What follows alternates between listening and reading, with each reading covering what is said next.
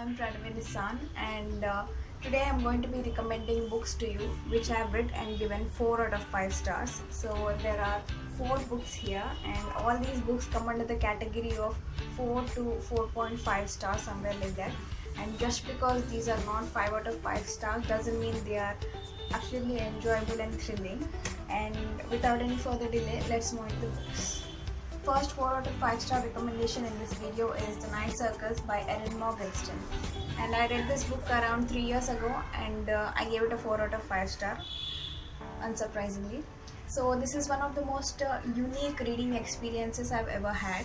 And as the name indicates, The Night Circus is about a circus. The circus arrives without warning, without any announcements. Yesterday it was not there, and today it's just there. And everything in the circus is black and white, no other color, and it's absolutely magnificent. But the real story of The Night Circus is behind the scenes of the circus. So behind the scenes of the circus is happening a fierce competition between two young magicians called Celia and Marco. When they were very young, Celia and Marco were pitted against each other in a competition by their mentors. And this is a competition of imagination and willpower and strength of the mind and all. So only one person can survive in this competition. So these people are supposed to compete with each other, but in fateful exchange they fall in love with each other, and it remains to see what happens to the circus and the competition and their mentors.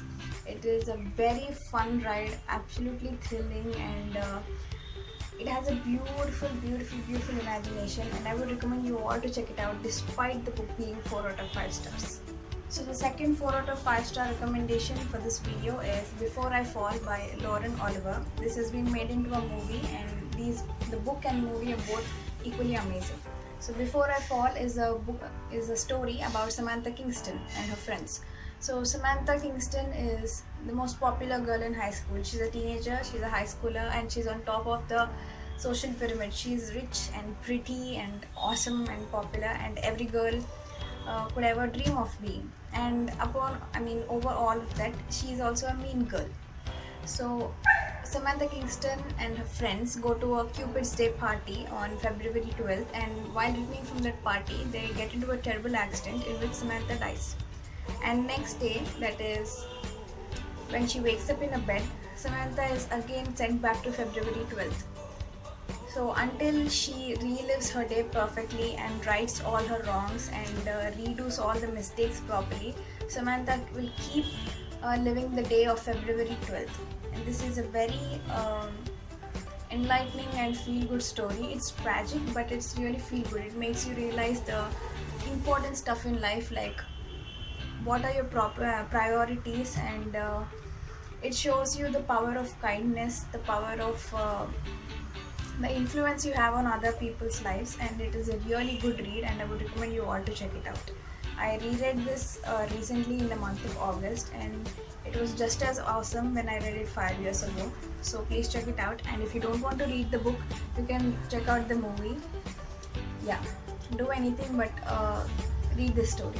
The awesome 4 out of 5 star book is The Institute by Stephen King. This came out in the November of 2019, I think, and I got it as soon as it was released because of Stephen King, of course, and it looks so beautiful, and it was only for 400 rupees, so I bought it. And I gave this book a 4.5 out of 5 stars, and I enjoyed it tremendously. The Institute, again, as the name indicates, is about an institute. You know those kids like the genius kids you hear once in a while in newspapers and all, like a 10-year-old writing IIT exam and passing it in the first try. So this story is about those kids, those genius kids with extra normal abilities, those genius kids.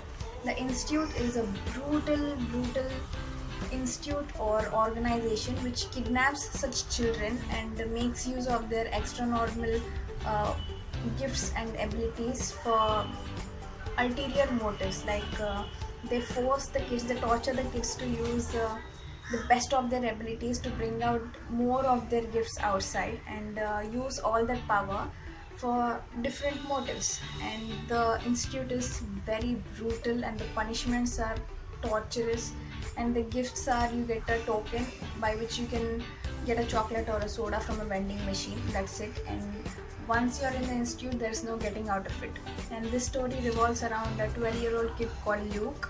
And Luke is super genius. He's 12 years old and he has very high IQ, and he gets kidnapped from his house in Minneapolis and his parents are killed and he's sent to the institute.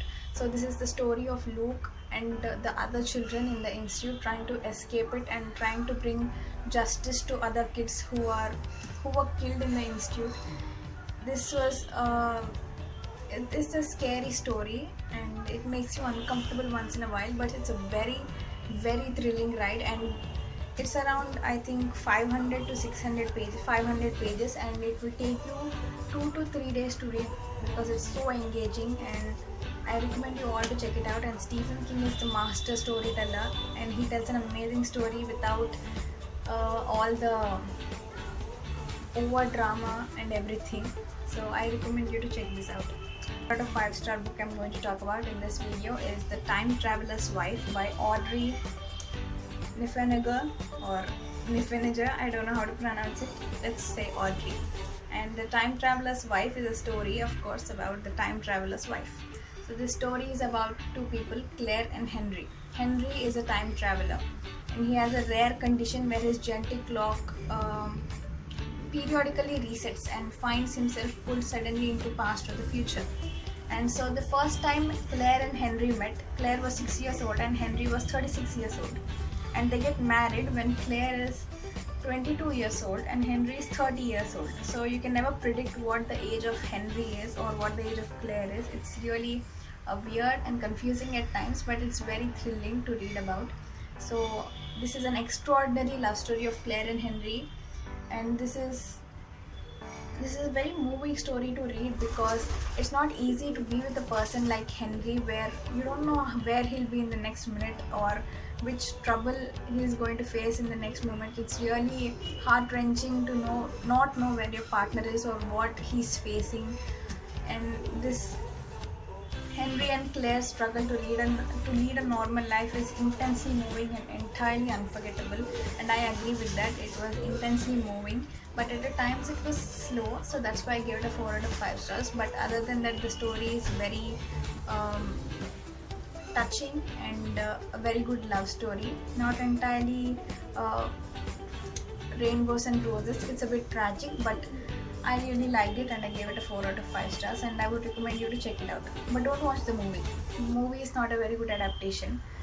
The movie is really bad actually. It's nothing like the book. Please read the book before you check out the movie. So that's it for this video. I hope you'll read at least one of the 4 books which I mentioned and enjoy them as much as I did. So until next video.